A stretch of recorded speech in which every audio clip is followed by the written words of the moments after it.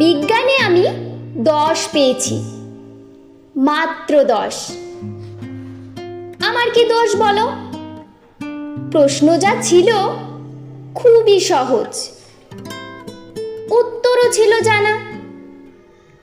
ভাগ্য আমার সহায় ছিল না, পৌঁছাতে হলো দেরি। নইলে আমি কি তেমন ছাত্রী বিজ্ঞানে ফেল করি? সকাল থেকেই নানা অঘটন। জলখাবারে আস্ত ডিম, রান্নার মাসি নিয়ম জানে না, ডিম খেতে নেই, কেননা গোল। অমলেট দিলে দোষ কেটে যেত, লিটার মার্কস পেতাম ঠিক। ভাগ্য আমার সহায় ছিল না, যেতে দেরি হলো অত্যাধিক।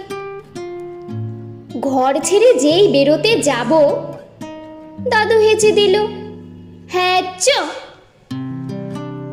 ঠাকুরমা তাই রেগে মেগে কয়, মাকে বললেন, অ বৌমা, হাঁচি পড়লো, বেরোয় না যেন। ঠিক ঠিক তখনই মা বললেন, ঠিক আছে ঠিক আছে, একটু বসে যাবে টুনি। অগত্যাতাই বসতে হলো। হাঁচির বিপদ যেই না কাটলো, চৌকাঠে পা, আবার পড়লো বাধা টুনি। ঘরে বসে যা, কপালে দিয়েছি দইয়ের ফোঁটা, হাতে বিপদ তারিণী, কোমরে ঝুলছে তাউস মাদুলি, বিপদ এড়াতে পারিনি।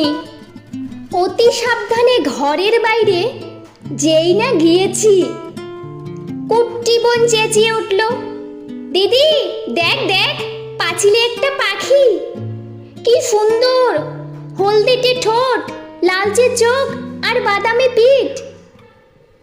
তাকিয়ে দেখি পাঁচিলে বসেছে, হায় হায় হায়, ওটা এক শালিক। রিক্সা কাকু দিচ্ছে তারা, কিন্তু যাবার জো নেই। বাড়ির সবাই শালিক খুঁজছে, আয় রে শালিক আয়। আরেক শালিক না দেখে টুনি কি করে স্কুলে যায়? শালিক জুটল অবশেষে, রিক্সা ছুটলো খুব জোরে। আর দেরি নেই পৌঁছতে স্কুলে।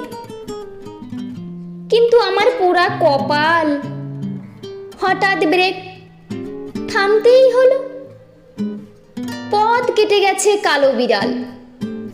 দেরির পরে আরো দেরি, দেরিতে গেলাম স্কুলে। সামনেই দেখি কি সর্বনাশ, বিজ্ঞানের দিদিমণি।